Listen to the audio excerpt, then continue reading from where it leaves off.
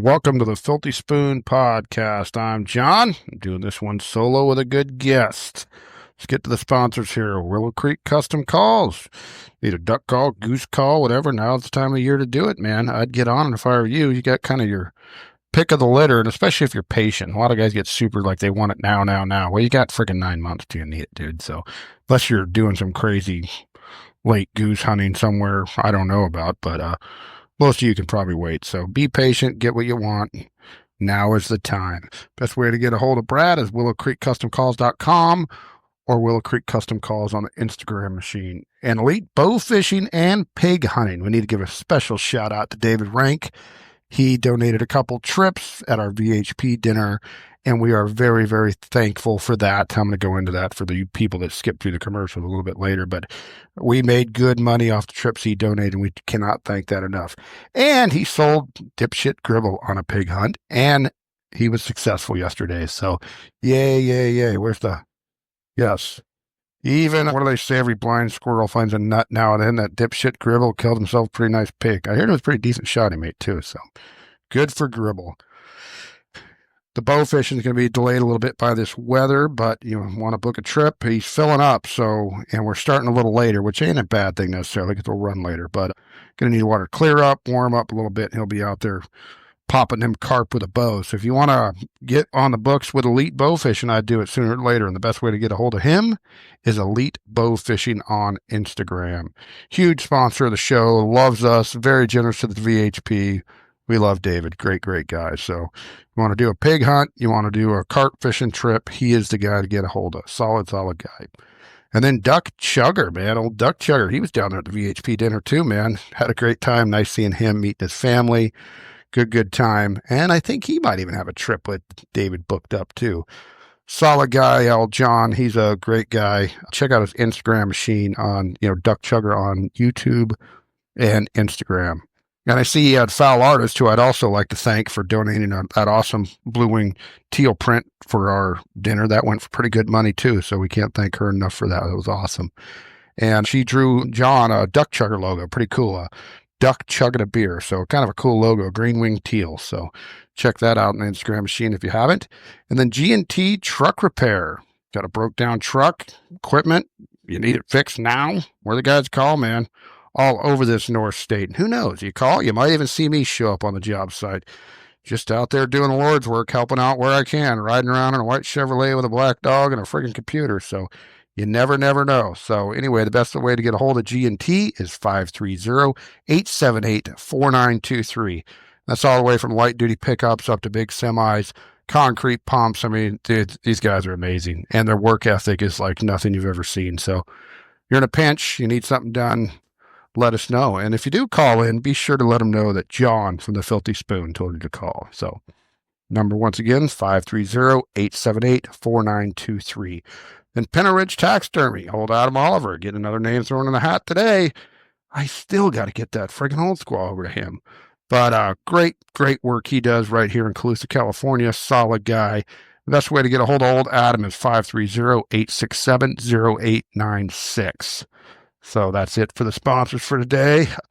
Since I haven't had my weekly spot burn, it's been kind of tough to update you with Robert being so friggin' busy that I can't get anything off my chest. So I got to take notes and try to remember things to talk to you guys about to update you on some stuff. And I was just going to give you a little quick update for you, those of you that weren't able to make it to the VHP dinner, Veterans Hunt dinner in Lincoln, California last Saturday night. It was a great success. We had a great time. We raised a lot of money for a good cause. Good time. I say all our sponsors that donated, we cannot thank you enough. Elite Bow Fishing. It wasn't through me, but Pinner Ridge Taxidermy, they donated a free mount. Who else? Obviously, Duck Chugger bought a table, that he didn't even fill up just because he wanted to support the cause. So we really appreciate that. And then Mojo, of course. Mojo really came through and hooked us up with a lot of stuff. And it really kind of helped out with the silent auction, live auction, and some raffle prizes. So we cannot thank Mojo enough for that. They do a lot of work with CWA, but this was directly VHP, and we cannot appreciate the help they gave us enough. And about that, I remember that rare duck I was telling you all about, right? The number 00011, first one available to the public anywhere in the country, was available for auction at that dinner. And I'll tell you, man, I really wanted it, man. I don't know why. I wanted it. And I kind of budgeted some money to spend, and I knew that thing wasn't going to go for cheap, right?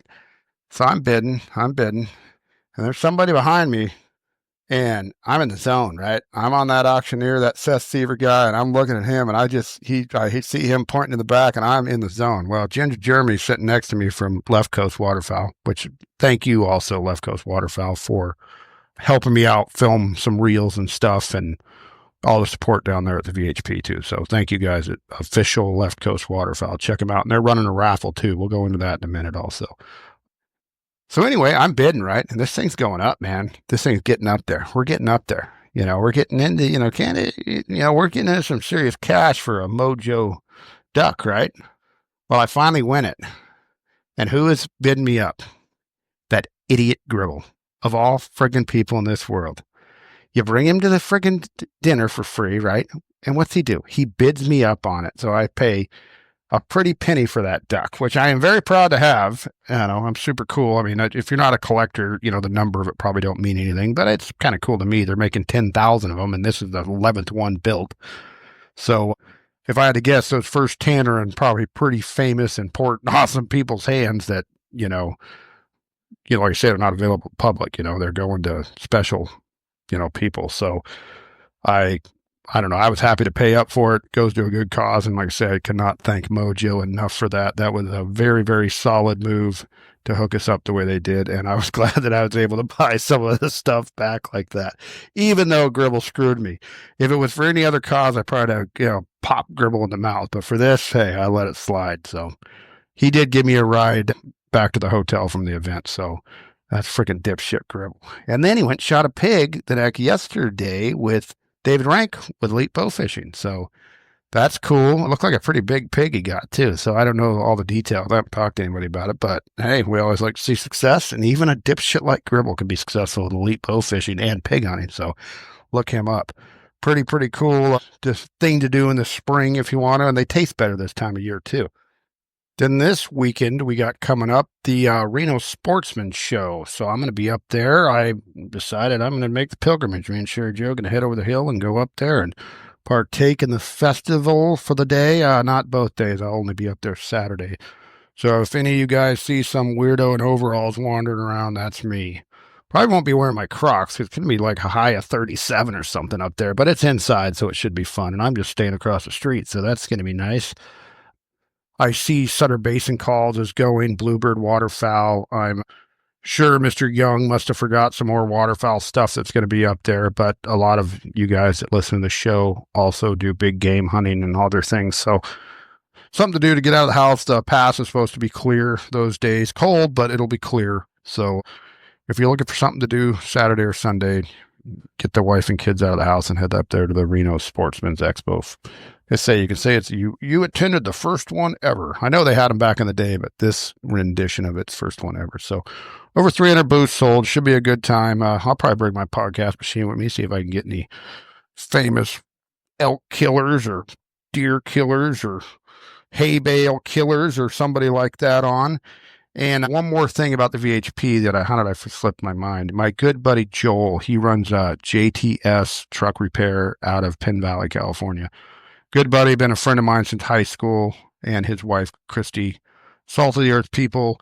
They could not attend the dinner. They were going to, but they had family stuff come up last minute and could not. But in all his generosity, Joel at JTS Truck Repair donated $500 to the VHP. So we appreciate the heck out of that donation, Joel, and it's the type of people like you that keep this deal going. So thank you very much. And there's a little change up with our sporting clays shoot. It is still September 13th, but the spot is going to be up in the air. We are working day and night to get it dialed down. We know the date that we want is still available, but we may be changing venues. As soon as we get that dialed, we're going to get a flyer, prices, all that kind of stuff. And I really, really would hope that you guys would be willing to come out to this. It's going to be a lot of fun. It's going to be, middle of September, right before we get our guns out for ducks. And it's going to be a lot of fun, good cause, good lunch. And like I say, for all you listeners that enjoy sporting clays or just like, playing around with your shotgun, please come out. It's going to be a lot of fun. So it'll be September 13th somewhere, to be determined, but it's going to happen. So we'll keep you updated on that. And then on a somber note, I know a lot of you guys seen this on the Instagram machine. I didn't personally know the guy, Joel Morgan, Duckman 515. A couple people I do know him. From everything I've heard about this guy, salt of the earth dude, diehard duck hunter, really good guy. Lived down Central Valley, a little south of us up here in the Sac Valley. And completely unexpected, 37 years old, lost his life, left a wife and 2 kids. And that's a young age, man. And just horrible. Talking to a couple people on there, I donated a couple bucks to the GoFundMe page. You can get on there. I know Birdieologist made a post about it. You can get on Birdieologist page and find out the information, but a very, very sad deal for sounds like salt of the earth guy. Official Left Coast Waterfowl is also running some type of raffle or something through there. So check out Official Left Coast Waterfowl's Instagram page or website. I'm sure they got all the info on there. And man, this could be any one of us, man. It's just sad, little kids and wife involved. And it's never easy to lose a loved one, especially unexpected like this. So the waterfowl community is a tight-knit, good community.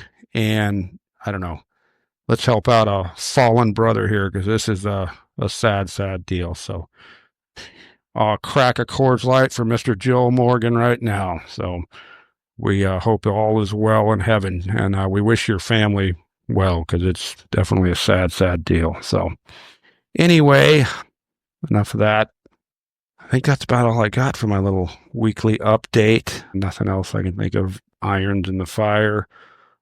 Our guest today is going to be Sebastian Garcia. He's the regional director in this area, the North State, for the National Wild Turkey Federation. We thought we'd do a little bit of turkey hunting stuff, just talk about what the NWTF's got going on, maybe a couple of turkey tips.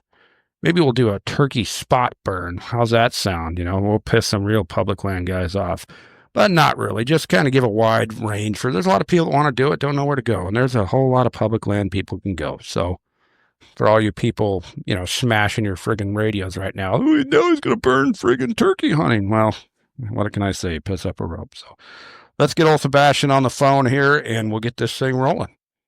All right, we got our guest here tonight. We have Sebastian Garcia. He's a regional director for NWTF. That's National Wild Turkey Federation, and his ground from about Sacramento all the way to San Diego. So that's a big chunk of ground you're covering, Sebastian. How you doing tonight? Good, John. Good. I wish we were together over a beer at a brewery, but I guess this phone in is gonna do all right for today, huh? Yeah, well, us working schmucks, you can't always make it happen in person. That's why we got to do this phone in stuff once in a while, But I appreciate you making the time to do this, and is it Darian Clark, YOLO Alert, that got us connected? It was. Yeah. Yeah, exactly. I invited him out to one of our turkey dinners up in Sacramento, and he's like, I think he had just been on your podcast, like right before that. Okay. Like, if I invited John, I'm like, yeah, let's do it. Yeah, well, I appreciate it. We had a good time. I met Greg Fiera. He was a really cool guy. I ended up communicating with him a lot on the Instagram machine afterwards, and I don't think I've seen him again because he wasn't able to make duck days, but I do talk to him fairly regular on the Instagram machine, and it's always cool going to those dinners and good causes and stuff. And like I say, we'd appreciated the heck out of you inviting us, and relationship was formed, and I've been wanting to get you on for a while, and I thought, why not right now? Here we are. We're in the middle of March. We're about ready to open friggin' turkey season out here in California, and we'll talk a little bit about turkey hunting, what the NWTF's got going on in our state, and how you got started hunting. Let's start there. How did you get into this turkey hunting? And I also know you're a waterfowl hunter, hunting in general. How'd it go for you? Oh yeah. I turkey hunt, duck hunt, deer hunt. I do it all, man. I mean, yeah. So I actually grew up in northeastern California in Quincy, which I'm sure you know where that's at, right? Yep. Yeah. So up there in the Plumas National Forest. My dad, lifelong Forest Service employee, and honestly, I didn't grow up in a household where like your dad taught you everything that you knew, right? Because he's actually from Yuba City, but he didn't grow up hunting himself. But when he started working for the Forest Service, all of his coworkers, the other biologists, fire guys, whatever, they were all hunters. And so they introduced him. And when I got old enough to go, he started taking me, but it was like a lot of us learning together. You know what I mean? Yeah. And I kind of, it's kind of funny thinking about some of the, hunts we went on because like, we were both kind of newbies and we messed up a lot, or whatever in certain things, especially turkey hunting. They got the better of us more often than not. But, and as I got older, obviously, like, I just became a hunting maniac and it became my passion in life. And I ran with it and I still, my old man, he goes out with me. I don't think he picked it up as much as I liked it, but when I get to see him, I always get him off the couch and we go together. So, but that's kind of how I got into it in the beginning. And obviously, grew up, made friends, made, hunting buddies when I went to college and stuff. I've been hunting with them and then loved it so much that I made a career out of it working for NWTF. So. That's really cool, right? Because my dad wasn't a hunter either. I had an older brother that didn't live in town that would come and get me. So I would go hunting and do things, but it wasn't a daily, it wasn't. And I hear this so much from us people that are, diehard with this that didn't get started. The way cultures and people and times change, it's not daddy taught me how to do this for a big number of us, right? Yeah. And, there's a time that people like devalued that. Well, that time's come and gone because you can become an adult onset hunter and be just as passionate, just as diehard, and just as effective as some guy that's dad's been taking him out since he was 3. So I always like it when I talk to another guy like me who's, I like to say, I hunted some when I was a kid, but it became much more of a passion and I got effective at it older. So it's always nice to hear about other people, similar stories like that. Yeah. Yeah. No, and there is a lot of that. You're right. I see it more and more, I think, with social media and like YouTube and stuff. And and especially during COVID, right? When everybody wasn't able to get out, there's quite a few folks out there that, now as adults are like, I want to try that. And, I think that's good for all of Yeah, us. we got to get these numbers up. They say we're losing hunters all the time. And so, and it's just, especially out here in California, and some of the, more rural states, which we're pretty rural in a lot of areas. You're from Quincy, that, and you cover a lot of ground for the NWTF. But back east and down south, there's a lot more tradition. These guys grow up, granddaddy did it, daddy did it. Well, with us out here, we're kind of all jumbled up and, hey, yeah, my dad grew up in the Bay Area and yeah, they used to turkey hunt here, but now that's a subdivision and he got out of it. And by the time I came along, he wasn't doing it. So we got a few more hurdles to hurdle if you want to be a hunter out here. And there's still plenty of us that, figured out how to do it, but it's a little bit different path for some people. Oh, absolutely. And yeah, you bring up a good point. Even I'll add to that, even in the, more urban areas or metropolitan areas, you will find some good hunters. In fact, I want to shout out one of my boys, Matthew Berkinger, that I went to Cal Poly with. He grew up, like I've been to his house where he grew up, like in the middle of San Francisco. Yeah. And he grew up hunting Grizzly Island. And I promise he's the best duck hunter right now, and it's like, so even though if you're rural or you might live in the middle of the city, there's hunters all over California. That is, I meet them all the time, especially suburbs of Sacramento. I mean, yeah, and down south everywhere, what I mean? Yeah, these guys, I mean, sure, everybody would love to live on a friggin' big ranch somewhere, but real life gets in the way and you live in a friggin' subdivision house, but it don't mean you don't love the outdoors. Oh, So, yeah. Yeah. yeah. So as you evolved as a hunter, how did you find out that you wanted to get into, conservation for a living like you did? Yeah. So, I mean, I was aware of like this kind of position growing up because my dad would take me to all the dinners growing up. I mean, I went to all of them, Ducks Unlimited and NWTF. He actually was on like the founding committee of the Mule Deer Foundation chapter in Quincy, which I understand is still rocking and rolling today. They still have a big dinner in Quincy. And so I went to all these dinners. So I was familiar with them, and out of college, I went to Cal Poly in San Luis Obispo, which I still live here on the Central Coast.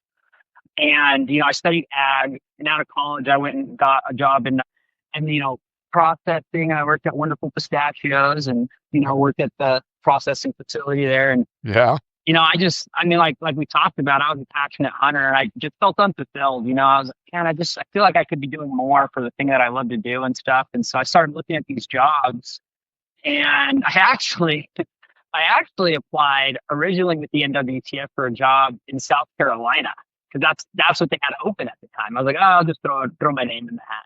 Yeah. And I got an interview, and I guess I did pretty well. And most of the guys on there, they were from the South and stuff, and so their accents and stuff. It was a cool experience. And they called me back, and they were like, well, we really like you. We don't think that you're going to fit in well in South Carolina, but maybe we will try you out west. Because they were thinking about expanding and growing anyways. After all, like COVID kind of, some chapters went away after COVID, and so they were looking to restart some of those chapters and stuff like that. So, after I interviewed, they decided to take a chance on me, and I've been here for about a year and a half now. So, yeah.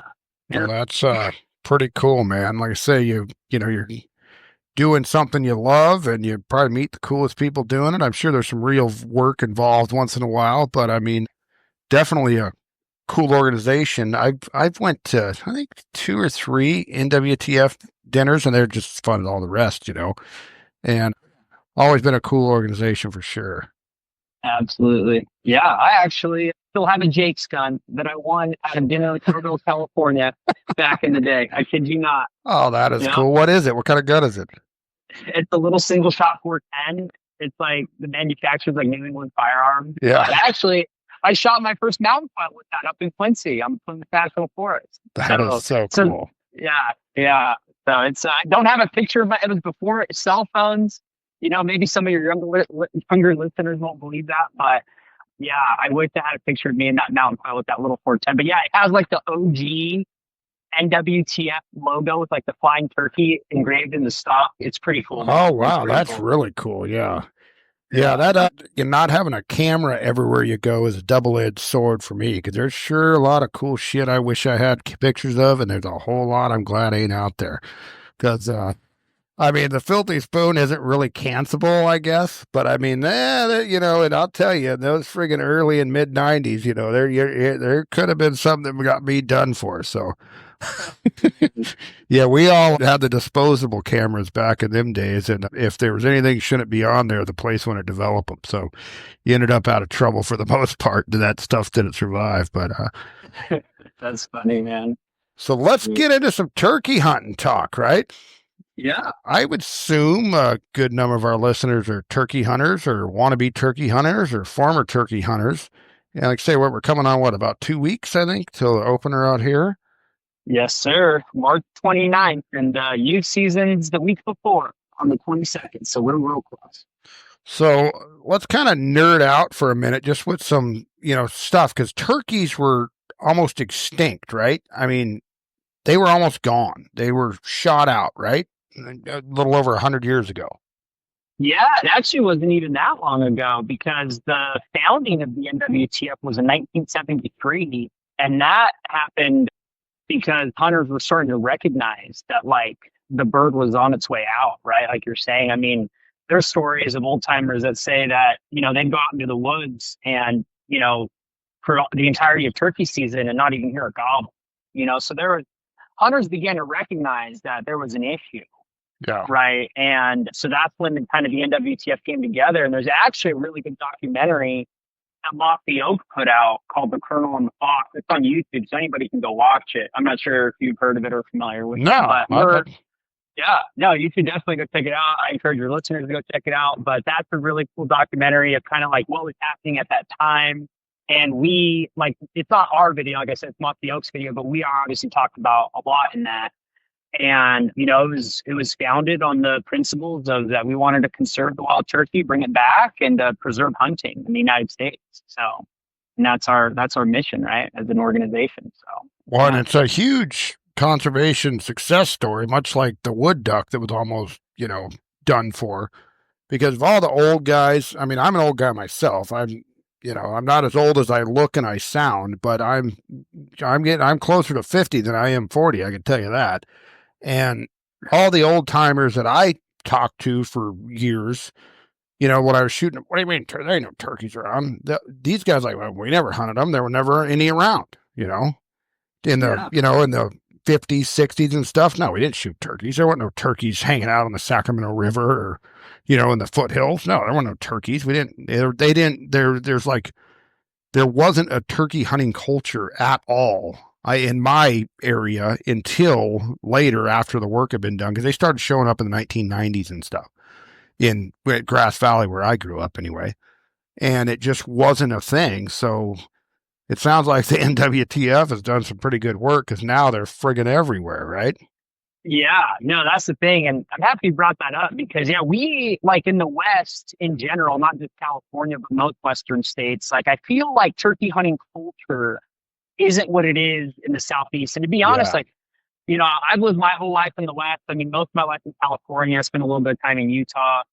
But, for the most part out this way. And it wasn't until I started working for NWTF and meeting a lot of people in the Southeast where turkey hunting is sacred over there and kind of thing for generations, kind of the differences of it. And I mean, it's just kind of interesting learning about the different turkey cultures. But you're right. Yeah, it's fairly new out here. And the methods are a little bit different than what they do in the Southeast and everything like that. But, why don't we talk about that a little bit, right? Maybe I know how I hunt, right? I mean, you go find a tree, you camo up pretty well, and you stay still, and you hope they come in. I mean, that's kind of my methods. I don't think too much into it. I've not ran decoys. I have ran decoys. I've ran cheap ones. I've ran expensive ones. Yeah. If you could, maybe just kind of explain maybe the difference of how they do it down there and how we do it out here. Yeah, and I think so. A lot of that I think has to do with just like the area and the terrain that you're hunting, right? So like out in the Southeast and just I guess like in the East in general, right? They have like just more like flat kind of fields, right? You kind of sit on the edge of the field and you kind of maybe drive around and you spot them or whatever, and you're set up with your decoy hoping that they come into you, right? Yeah. And I feel like in the West, at least where I hunt in the areas of the national forests and stuff, it's more almost like you're going out and trying to find game, right? So it's like I'll go out with like a box call, you kind of use that as a locator call. I let out a couple of yelps, I'll hike for a little bit and see, I mean, like you're saying, right? If you can find a roost tree ahead of time, in the pre-season while you're scouting or whatever, then that's ideal, right? Then you're going to go set up. Yep. You're going to want to go set up around like 100 yards from that roost tree, right? But let's say like you don't necessarily know the roosting. I feel like it's more common out here to kind of walk around, listen, see what they're doing. If they're on private, then you try to call them back over to you on the public, as opposed to kind of just sitting down and hoping that they come to you. I think there's more like mobility out west. You know what I mean? And especially so they'll just sit it out, right? This is our spot. Turkey, no turkey. This is where we're hunting. Yeah. I think that's more common out there than it is out here. Which, in my opinion, it's more fun to do it the Western way. I agree because. I mean, one of the reasons I love waterfowl hunting is because you can move around, you can talk. At the refuge, you can kind of move around too. Obviously not if you're in a pit blind in a rice field, but that's one thing about the traditional deer hunting. I mean, I'm not a deer hunter. I've shot deer, but I'm not a deer hunter. That I just sit there and shut up and can't do nothing for hours, which is kind of not my style. And you're right, we kind of do a little bit more running and gunning out here, and a good point, though, is, and I get it, so many of us turkey hunters, and I was this way for years, right? You kind of go out there blind, right? So, like you're saying, you go out there with a box call, you're just trying to locate. And I would think, some advice to some young guys, go out there, and what about a crow call? You ever do that? Aren't they mortal enemies with turkey? Yeah, crow calls, can be used as a locator call. I personally don't really use them too often. You'll see online, like the meat eater guys, they'll do like the owl hoot and stuff like that. I don't really, I know guys that do, I don't really do that. But honestly, most of the time is like I said, I just use like a box call to try to see where they're at, as a locator call. But yeah, you definitely can do a crow call or owl hoot, try to get them to gobble. So. Well, I heard one old guy was telling me he'd go out there with like pots and pans just banging, making noise, because when they're in the root, this is like after shooting hours or before shooting, when you're scouting, not hunting, obviously.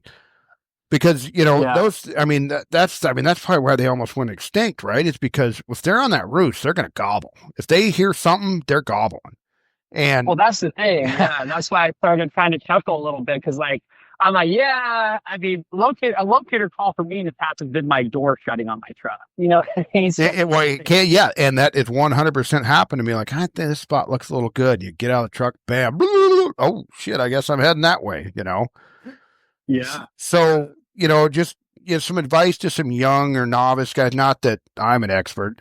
Sebastian's probably a better turkey hunter than me, but just that's some stuff. If you can locate a roost and get an idea of how you're going to plan it instead of just heading out in the morning. Well, this looks like a good spot. I'm going to set up. And then, you hear a gobble, a ridge over. I mean, I've chased turkeys, and I'm sure you've done this, dude. They're gobbling the whole way. They're running away, but I'm not literally chasing them, but I'm trying to do a stalk on them, and they know something's up. And man, now he's way over there. And then you go over another ridge, and look, there he is again. And so Yeah. it can really be a cat and mouse game, Like you're saying, run and gun them. Yeah, no, it definitely, and that's what makes it fun. A lot of times is that chess match, right? What are they going to do? And hopefully, and to you're saying to give advice. It's like if you're going to do that, if you're going to move, you're going to try to cut them off. You got to make sure that you're out of sight. Though. Oh yeah, they have amazing vision. Like they will see you running around. You know what I mean? 100%. And you will be in thick brush, and you think you're not being seen or heard. I mean, unless you're like, Ishi, the last wild Indian, they're going to see and hear you, because I've tried that too. You get so amped up and you're trying to make a way down a hill or something, and they know something's up. People say, oh, they're so dumb. There ain't no sport. No, there's plenty of sport in hunting these things, dude. They're friggin' tough. Yeah, yeah. The ones that you see, in urban areas when they're going and chasing their mailman down the street. Yeah, you're right. They have people do write them off as being silly or stupid, and that is just not the case. I mean, you got to think these things avoid, coyotes on a daily basis, even mountain lions, bobcats. You know what I mean? I mean, they're on to you. They know how to avoid predators. When I've heard the term a turkey, they got a pea-sized brain, right? They're so dumb they'll look up at the rain and drown, they say. But they live scared, right? Their entire life they're on alert. That's all they are, looking for something that's going to eat them. And I guarantee a bobcat or a coyote is going to be a lot more slick at it than you half hung over, breaking sticks, stumbling through the woods. So you do got to put a little bit of effort into getting one to be successful, especially on public ground. Oh yeah, absolutely. And I'll say this too, I mean, I usually will go with almost like a ghillie suit, right? When I go out to turkey to try to break up your pattern. It's almost like duck hunting, right? Like you try to hide in the tool attaches, you're not trying to stick out. Well, I don't know. If you've gone to a refuge, you usually see guys that aren't very well concealed. But with your turkey hunting, try to wear something like I have my jacket, right? Is one of those with the leafy kind of camo on it where it's you look like a bullet. Yeah. Yeah, that's those top of it. Yeah. Yeah, exactly. So then that's really what you should be wearing, and obviously, where you're going to be hunting, you can look on Cabela's or Bass Pro or whatever and get what fits to the area that you're hunting, but something that's going to break up your pattern, right? And make you not look like a female when you're out there. But yeah, exactly. And then don't move. I mean, that is the hardest part about this. You might be in a spot and there's a turkey, because I've had them where because some of them come in quiet. You're gobbling, right? And you got another one on another ridge gobbling at you. And then behind you, all of a sudden, here's this freaking Tom. And you're like, oh, shit. And they never made a gobble, And you're like, damn it. Or you pull your can of Copenhagen out or your phone and then, oh, shit. Then you see the turkey running off that was friggin' almost in range if you would have stayed still, So that's the thing is, a lot of guys say just wait. Even if let's say you're hunting an area, like I said earlier, right? Say the turkeys they're on private, right? And so you're on public and you're trying to call them into you, and maybe you can't immediately see them, but you've been calling and maybe they've been responding to you a little bit. I'd say whenever you're thinking about getting up, wait another 20, 30 minutes. Because even though you don't immediately see them, they could be on their way to you, but they're being a turkey. They're feeding along the way. They're looking around. Maybe they're strutting a little bit. They know you're there. They hear you, right? So it's just that patience game, It's like when you go out, you're duck hunting. I mean, how many times do you hear it? Like some guys, like, man, I want to go rearrange the decoys, but I know as soon as I go do that, someone's going to come in, right? Yep. It's kind of like that, honestly. It's like just be patient. They know you're there, and they could be coming. So Yes, that's so true. It just patience. And now there's turkey purists, right? And then there's people that want to kill a turkey. So tents. I've used tents plenty in the past. What's your opinion on using tents? you mean like a blind? Yeah. Is that what you're saying? Yeah, I call them turkey tents, but yeah, a blind, one of them portable pop-up blinds that people use. Yeah, yeah. I mean, I encourage that. I mean, I've used the blind when hunting before, especially when taking new hunters out, because like you said, like they might be a little bit more fidgety or want to move around more than someone else that has been doing it a while. But also, if you're archery hunting, Oh, I that's almost see money. it as a necessity. Yeah, because the amount of times I've been busted, I'm like, I don't want to set it up today, and during that late archery season in May. And I'm like, I'm just going to go and, I'm like, oh, okay, I'll be fine. I go, as soon as I lift up my bow, man, they're running. Oh yeah, and I mean, yeah. they don't look like they're hauling ass, but they're out of range before you friggin' know it. Oh yeah. Yeah. Yeah. If they start running, I'll wait. You're busted. Yep, you're busted. So, the funny thing about a tent, the first time I ever used one, a short story, and we'll get right back to it. But so there was a guy I worked with, and he was down on his luck, and he's like, yeah, I don't got money for eggs and milk or whatever. This is a long time ago. And yeah, I got this friggin' turkey tent, pop-up blind. And I'm like, man, that thing might come in handy. And I said, I never used one of them. And I bought it for like $40, right? Well, it was like a Rubik's Cube to set this thing up. The new ones are like very easy that you just bam, bam, bam. Well, this one, I had to have like a PhD to get this fucking thing up. And I'm doing it in the dark, and I got it up. I heard plenty of gobbles, and they heard me setting this thing up, wrestling around. And I was on, and it had these Velcroed in windows, and it had camo on the windows. I'm like, dude, this thing is money. I can move around in here. And my kid wasn't quite old enough to hunt yet. I'm like, this when she's little, this is going to be perfect because she could fidget and play on her Game Boy while we're waiting. And man, this is perfect. So I'm sitting in this thing, and bam, here comes a turkey about an hour after shoot light. Well, this tent didn't have shoot hole, right? Oh. It just had Velcro. So I guess you're supposed to pre-plan and like pull some back. Well, I just had them all closed. And I'm like, shit. Well, I guess I got to shoot the friggin' window out. So I got the turkey, but I blew a hole right through the side of the damn tent doing it. And we finally got rid of that crappy tent. I don't know, I'd say about 4 or 5 years ago, it finally friggin' crapped out on us, and the poles broke, and it was so beat up, worn out. But all the turkeys that my daughter and I shot out of that tent were out of that hole that I shot out of it. I love that, honestly. Yeah. There were no zippers on it or anything, because the newer one I got is pretty nice. It's got zippers and stuff, right? But this one just and I'm like, what were they thinking you're going to do in here? And so, yeah, I just blew a hole through it, and yeah, I wish I had a picture of that though. But I got the turkey. So. That was your shooting hole from then on out. Huh? Yep. Then we had a hole, but yeah, so. Pretty second. So here's a kind of a lot of turkey hunters roll their eyes when they hear this. But how many, people that don't know, how many species of turkey are in North America?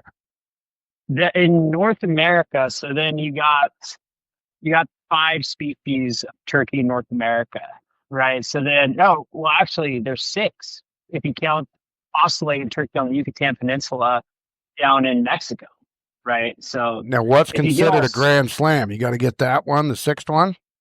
The Grand Slam is just the 4 subspecies here in that are in the continental United States, yeah. In the continental United States, exactly, yeah. So then you got your Rio Grande, which is what we have mostly here in California and most of the West. Then you got your Marion subspecies. And then Easterns, which is the most popular and the one that, is most widespread. And then you have the Osceola, which is only found in Florida. Fun fact, I'll be going to Florida next week to try to go get one, which I'm really excited about. That's cool. And Look up Shannon Kelly when you're down there. Shannon Kelly Game Calls. He was on this podcast a few weeks ago, and he's a huge turkey hunter.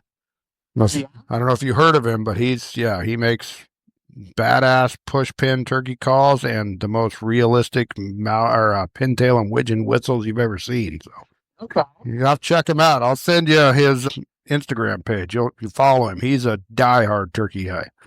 So didn't mean to interrupt you, but yeah. Oh no, you're good. You're good. No, I love getting to people. Yeah, it'd be great. But yeah, the Osceola in Florida, and then you got the gold turkey, which we have a population in Arizona and New Mexico, but tags can be really hard to get in the United States. So really, you got to go like to Mexico to go get them.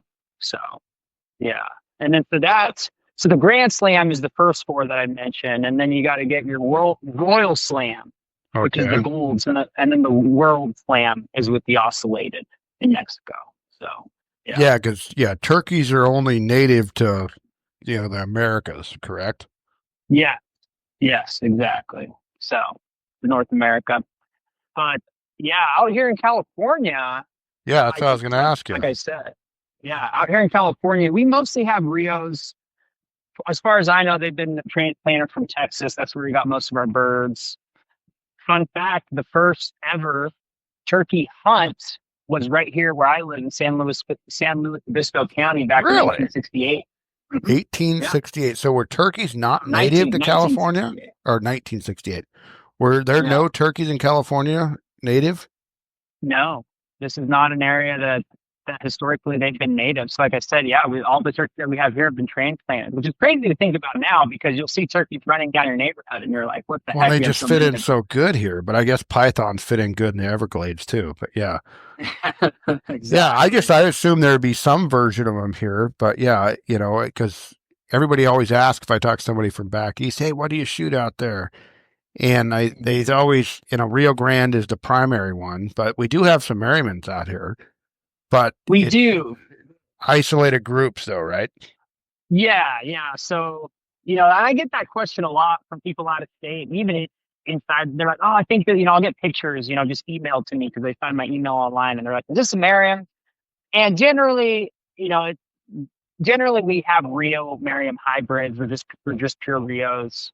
It's like finding a pure Merriam in California is like finding a needle in the haystack, to be honest with you. I mean, there's certain areas of the Sierras, right? If you go to higher elevations of the Sierras, or even up north, closer to the Oregon border, you might be able to find one, but it's few and far in between, honestly. Yeah. If you feel like going on an extreme adventure that you're most likely not going to be successful, you can do it. And they are there, but just it's not going to be an easy feat. That's what I'm saying, yeah. And then and what happens a lot too is you get people from out of state that are chasing their 49 and they want to come to California and knock out a Merriam here. And I'm like, if you want to go to Wyoming or Montana or one of those states to go do that, like if you want to come, you want to have a good time, you want to shoot, because we are a 3-bird state. That's one thing to note about California is we are a 3-bird state, which is very generous compared to most other states. And one thing that's unique about us here is that you don't tag turkeys. I know. I was going to say that. Yeah. Yeah. I thought it was the first time I heard about tagging a turkey. I was like, what? Like, that's weird. But we are the weird ones. Like all other states actually use a turkey tag, which is very all other, huh? Wow. That you know of anyway. Yeah. That I know of. Yeah. Maybe Vermont don't or something. Yeah. Who knows? Yeah, exactly. Somebody's going to write in and be like, we don't do it here. Now, are turkeys found they're not in Alaska, I'm sure. Yeah, no, that's the one. That's the one state that I've heard that there's like a population forming up there, but it's not a huntable population. That's just word of mouth, though, what I've heard within the organization. That's some tough turkeys, man. Yeah, no kidding. But the lower 48, are there turkeys in every state? Yes, sir, including Hawaii. Yeah, and Hawaii. Yeah, and the Hawaii's got all kinds of stuff over there, like wacky pheasants we don't know about, and yeah, they got everything over there. They do have hunting there, but it's the only state in the union that does not allow duck hunting, even though we have a federal refuge, and there's pintail over there and all kinds of ducks. It kind of sucks, but I didn't know that actually. But yeah that does suck. They do have hunting, and you can hunt all these wacky birds you've never seen or heard of, but no ducks. Huh. Yeah. I actually didn't know that. Well, you can go over there and hunt a turkey. Yeah, that's So. pretty cool. Yeah, that is pretty cool. So these turkeys, when we see them running around, they're always pecking at the ground and looking around and pecking again. What is their diet consist of mostly? Yeah, I mean they're pretty resourceful animals, man. I mean, they're very generalist species, so their diets can range from insects, berries, acorn, even just like garden crops, and they'll even eat like mice. And so, Really? yeah, yeah. So they are omnivores. Oh, Yeah, wow, I did not know that. and I think that's why they do so well here, John, in California, is just because they can really adapt to a number of different habitats and areas, and so they can pretty much find food anywhere. You know what I mean? And so that's why you do see them in like neighborhoods and stuff here. And trust me, the urbanized turkey is my greatest enemy because people come to like meet me or they shake my hand at a booth or at a banquet or something, and they're like, "Well, why do I got to raise money for turkeys? I mean, they're in my backyard eating my plants and stuff." Oh, I could think every time you've had to hear that, that's got to be tough, man. What's your answer to that question? Because I didn't even think about it. There's people listening to this. Oh, man, they're all over my friggin' neighborhood. Rah, rah, rah. What's your answer to that when one of them guys ask you that at a event? Well, no, I love it when they ask me that because the NWTF for me, I always call it an organization for all sportsmen because you look at our mission statement, right? And like I said it earlier, but we're all about the conservation of wild turkeys and very clearly we state the preservation of our hunting heritage, right? Which is So on one huge. end, Yep. yeah. So on the first part of that, right, the work that we do, I mean, we're partners, very active partner with land management with the U.S. Forest Service. So a lot of the work that we do with them is habitat restoration and crucial fuel reduction. So, you can read more of it in depth online, but we have this thing called our wildfire crisis strategy. So we aim to improve habitat through like massification and, making healthy forests, across the state and nationwide too. But I guess, specifically talking about my area and stuff Yeah. like that. And so, but the habitat that we help, goes to help deer, quail, elk, right? And a lot of non-game species too. So not only are we helping turkeys, but we help all wildlife. And like we said, we're very active in policy. So especially in California, as we all know, our hunting rights are constantly challenged in a number of different ways. And so we sign on to different bills. I mean, we're an active partner with Bill Gaines and Associates, and we make sure that we monitor different bills going through, our state assembly and making sure that hunters have a voice here, because if we're not doing it, we're not working with other hunting groups to do it, then we're not going to have hunting rights anymore. So, it goes deeper than just helping the turkeys eating your petunias in the front yard. So. And I mean, in a way, all these conservation organizations, which I'm a member of multiple of them, that we're all doing the same, like, California Waterfowl Association doesn't just protect ducks. There are plenty of shorebirds that use that land, turkeys that use that land, all kinds of species of animals are used in this open space, and it ain't just this, fields that we're preserving just for killing. There's a whole lot of things that go on these spaces and conservation of these animals that need a place to live. And without groups like, NWTF and CWA and DU and Delta and everybody else, you're not going to have it. So, people get so kind of pigeonholed in their, well, I only hunt this, so I only care about this. Well, you kind of got to care about it all, man, because in the big picture, there ain't that many of us, right? I mean, it seems like a big hunting world out there, but in the big picture, we're nothing. You know what I mean? Yeah, no, it's true. I think only maybe 5% of the American population hunts, Yeah. something like that. So, yeah, if the other 95% didn't really want us around anymore, they could probably get rid of us. And you're right, all the groups kind of stand together and help make sure we have a positive image and do all the conservation work that we do. And I guess, to expand on that, it's like if we don't have the public support, it makes it really tough on us. So that's another thing that I think, when we go present ourselves at a banquet or at a trade show or something, people that aren't hunters will come up and be like, "Oh, like I'm not familiar with NWTF. What do you do?" And so I speak to some of the things that I just mentioned, and they're like, "That's really cool." To teach someone who's not a hunter about what hunters do goes very far. Like beyond what you see in terms of numbers at a banquet with money raised, or but that public perception of hunters is very, very important. I couldn't agree more because, part of that 95% you're talking about, we need a big group of that. Be like, no, those guys, I'm never going to go kill a turkey or anything else, but they're not bad guys doing bad things. They're doing good things, doing something they enjoy. And that's the, we all know we're preaching to the choir amongst each other, right? But when you get those non-hunters and you can get them to be like, okay, I understand. You're doing good. Oh, I like going on walks in that area. Yeah. Well, that's only not a friggin' subdivision because of hunters or whatever, And I've met people like that. I've been on a couple, helping out volunteer hunts of people that like, I had no idea. I thought when you hunters came out here, they were willing to go out and do it, but they thought like, I thought you just came out here and shot anything you saw. And it's like, no, it don't work like that, And it's when you I no joke, like I just thought you came out here with a gun and anything you seen fly by or walk by, you just killed. It's like, no. It's very different. So, well, I not to interrupt you, but I got a quick story about what you just kind of said. Is a couple years ago, one of my friends was getting married, so we went to like this bachelor party. So I met all of his friends from home, and this guy actually is a game warden now, but all of his friends growing up didn't hunt, right? Yeah. He grew up in San Jose, and one of the guys was asking me about hunting. He's like, "Oh man, like, I think it's cool, like that you hunt, but I don't think I could duck hunt." I'm like, "Why?" Yeah.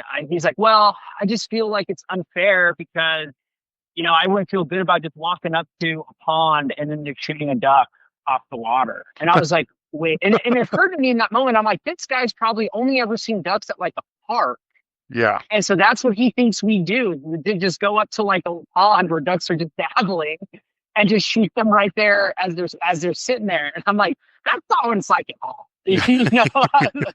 And so like what you're saying, people don't realize kind of what goes into it and how like I can tell you way more about the times where I was unsuccessful than the times I was 100%, 100%.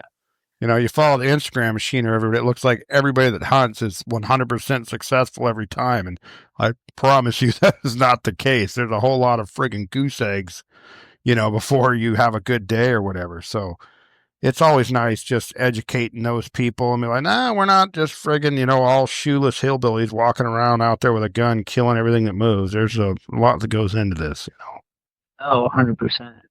So we're getting kind of on here a little bit. I always like to wrap this thing up with 3 questions, but before I get to that, I'd like what does NWTF got going on this time of year in California? You got dinners going on, you got, any events, anything like that? You're going to be, doing any, have a booth somewhere? What do you got going on? Yeah, we actually have you're right. We're in the middle of banquet season right now. We've had a couple events already, but yeah, coming up here in April, we actually have an event near you in Marysville. Oh, good. The veteran, the Veterans Hall there. So I'm excited about that. That area used to have a dinner pre-COVID and then had it for a while, but it's now starting to come back. And we got a slew of events after that. We got Wairika on the same day. Dinners in Sonora, Atascadero.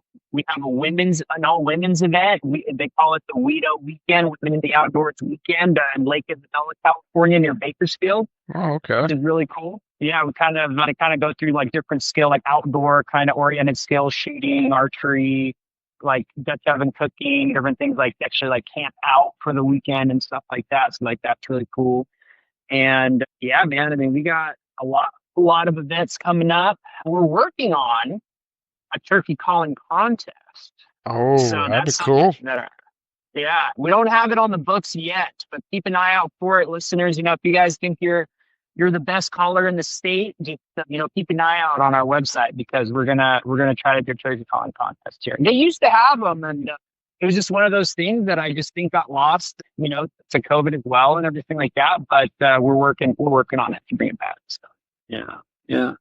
Well, that is definitely cool. I know you're the NWTF national convention is huge now, and duck hunters went into that thing like crazy. I mean, you're a duck hunter, so every major name in duck hunting is also at the NWTF dinner, or not dinner, but convention. Were you able to make it out there to that this year? You're probably too busy doing the Lord's work out here, huh? No, well, we're actually like the workers for it. So we go out there and like help run the events and, help set up the show floor and do a little bit of fundraising out there as well. So yeah, no, that this year was my second year going out. It's huge, ain't And it? I mean, everybody that you can think of in the outdoor industry, not just turkey hunting, is there.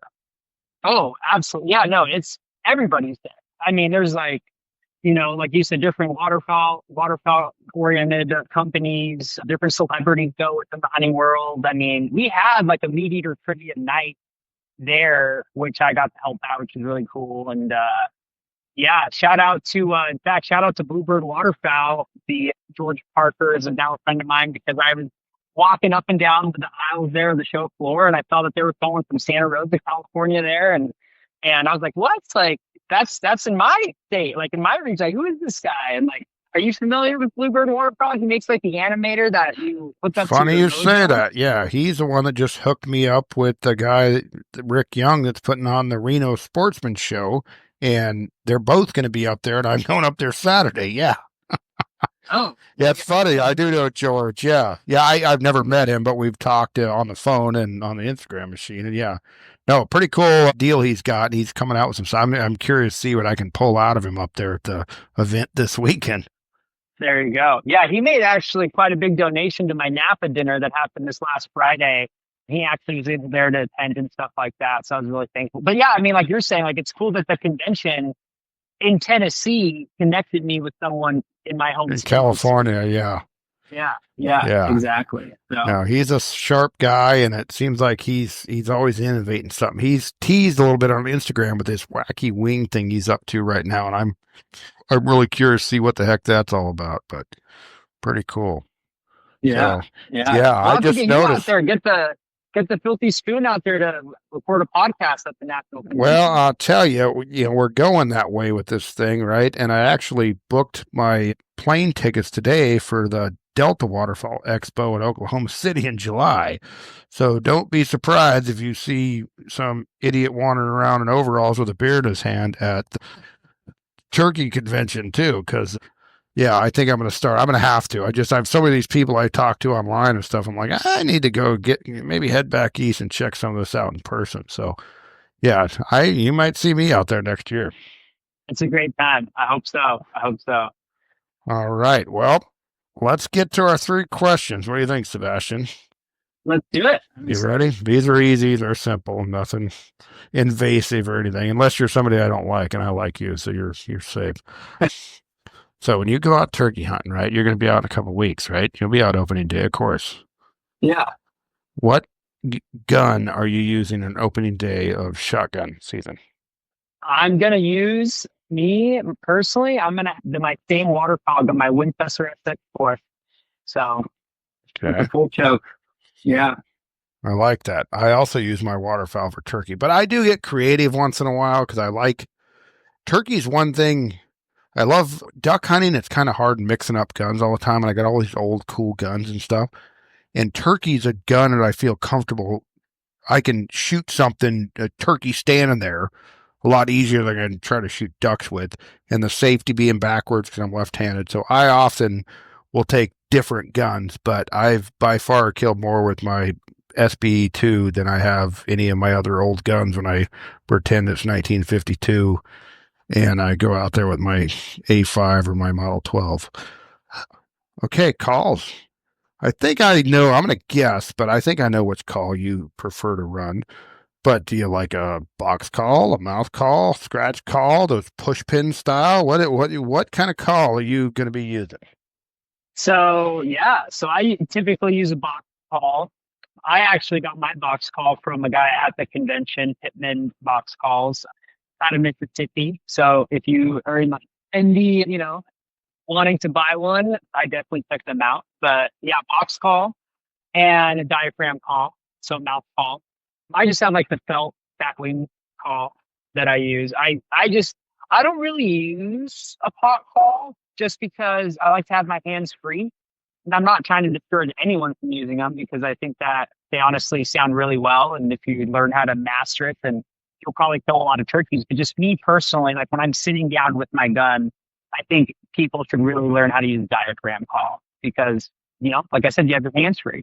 So, I agree. And if you're being the purist guy, which, hopefully you get to a level where you're like, I did, this tent's great and all when I bring my kids, but I want to lean up against a tree the way granddaddy did it and shoot a turkey instead of, being hiding in a blind. Box call will mess you up a little bit, right? Because they can see like crazy. You can be camoed out all you want. You're moving your hand around, they're going to see it. So mouth calls are what most of the pros use, and that's what I thought you'd say. But I am a box call guy myself for the most part. So I was kind of surprised you said box call, but I agree. Don't knock on it. Box calls are great. I love them. well, and I will say, I just want to add real fast that I personally don't use it, but I want to start using it because all my friends back east, all my NWTF friends back east swear up and down that if nothing else gets them to gobble, a wing bone call. Now, I forgot about the wing bone. Those are pretty cool. Yeah. Yeah. Yeah. So I need to get one. I think I had one back when I was a kid, like a while ago. My dad got me one, but it's been lost the time. I don't know where it's at. But every one of my coworkers say, Sebastian, you got to get a wing bone call and you got to throw it in your bed. So yeah. I remember I used to get Field and Stream magazine way back in the day before, not before the internet was what it is today. And I used to love reading those magazines. I remember they taught you how to make your own wing bone call in there out of a turkey you killed. And I'm like, man, that is pretty freaking cool. Yeah. Yeah, you can. Oh, damn, wrong button. Dang it. I didn't mean that, but anyway, okay, so that's good. That's a good choice. My box call, it was so funny. I paid $4 for it when Long's Drugs, which you might not be old enough to ever hear that name. That was a drugstore chain in this area. There was Long's Drugs everywhere, and they had the best outdoor section for a drugstore. It was like a Walgreens, but not like a Walgreens. You would go in there, they'd always have I don't know who these guys that worked there were. They had the best outdoor section in the world. This was before there was, no Bass Pro Shops around here, Cabela's, nothing like that. You got your stuff from local places. And they went out of business, and it was on clearance for like $4. And I bought this friggin' crappy little Primos box call. I've had that thing for friggin' years. It works great. It's kind of funny. So, and I use like $10 friggin' crappy foam Walmart decoys that I had to, they're so stupid looking that I had to fill them with newspapers to kind of fatten them up. And I can't tell you. And they're full of BBs. I've shot the shit out of them over the years. And it's just, you can do it cheap. I mean, dude, there's Avion X friggin' decoys, all that stuff's so badass. But I don't know, I kind of pride myself because I spend so much money on waterfowl. I kind of pride myself on doing it on the cheap with my turkey hunting and being successful, So for some of you guys that are, working schmucks and you got a couple kids and a wife at home, you don't have to have all high-dollar gear. You can get out there and kill shit with, kind of cheap stuff. So. Oh, 100%. I just want to add real fast. I feel like we're really the same in our turkey hunting adventures because I have those same exact foam decoys you're talking about. And one thing that I do, I'll send you a picture of it, here in a little bit, I'll send you a picture of it. But what I do is I get a fan from the previous year. Oh, yeah. And I'll actually make like a cut in the foam decoy and I'll just put it in there. And I can't tell you how many birds will come right up to that decoy with like the real fan sticking out of the foam. It looks silly. You're like, the first time I tried, I'm like, this is never going to work. But, you'd be surprised, man. They come right up to it. They do. Well, yeah, spring, they're just so wound up trying to mate, right? That some of that stuff, it's kind of funny. On one hand, we're saying, hey, you got to be quiet, you got to be this.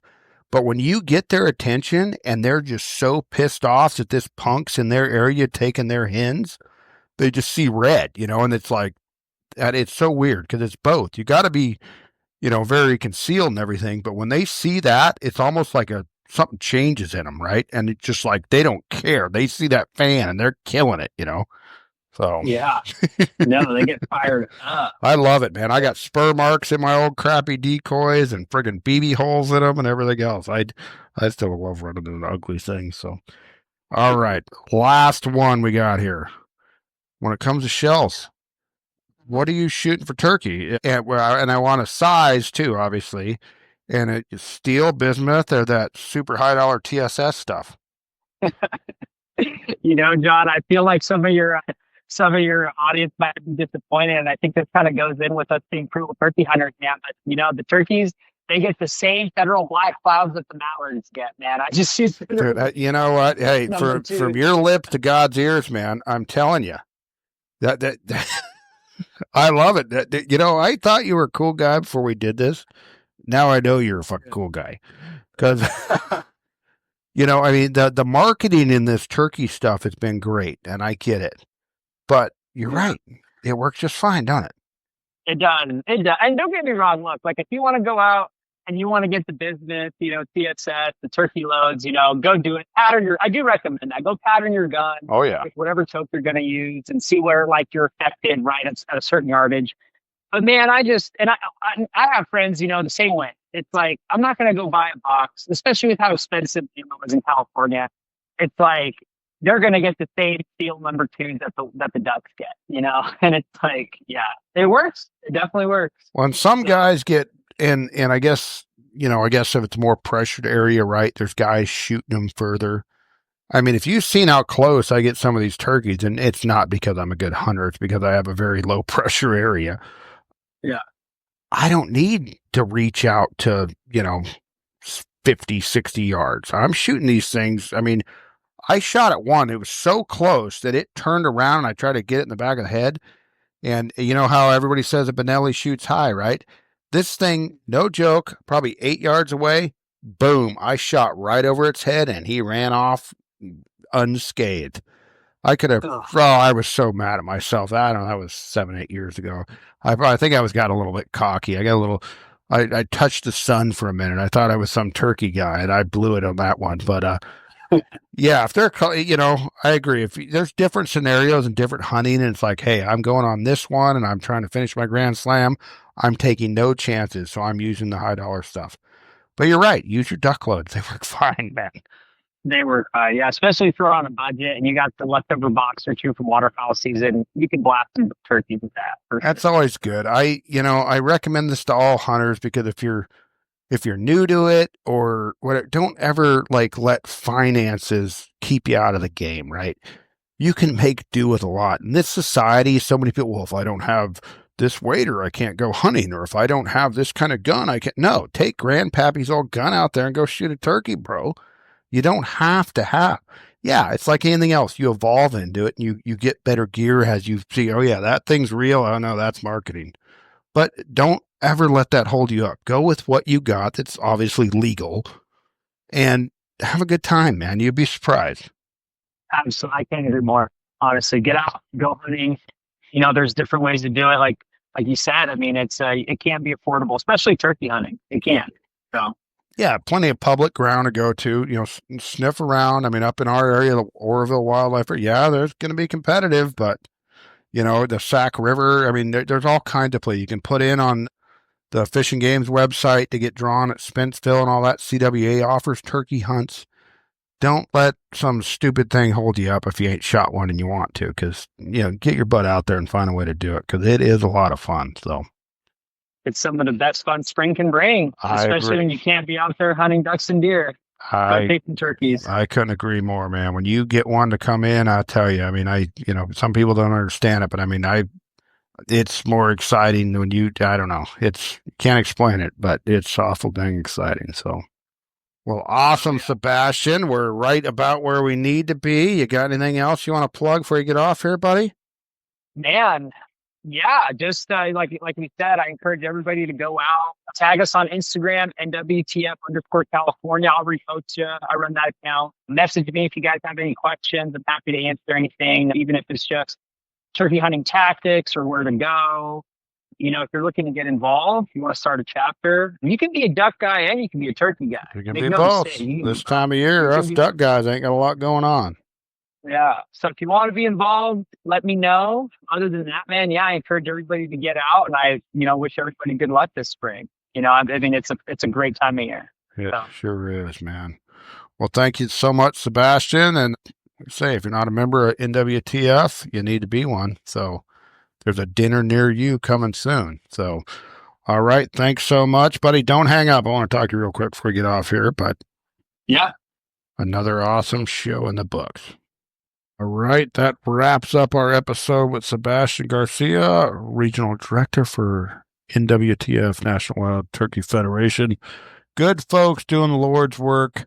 Nice guy. He's also a duck hunter. We didn't go much into that just because it's about turkey time, but he might be a spot burn call-inner or something. He hunts a little south than most of us do, and a cool guy. So thank you so much for listening. Do not forget to rate and review on Spotify, iTunes, and now YouTube. We're on YouTube too. No video, of course. Thank God. I ain't got the face for that.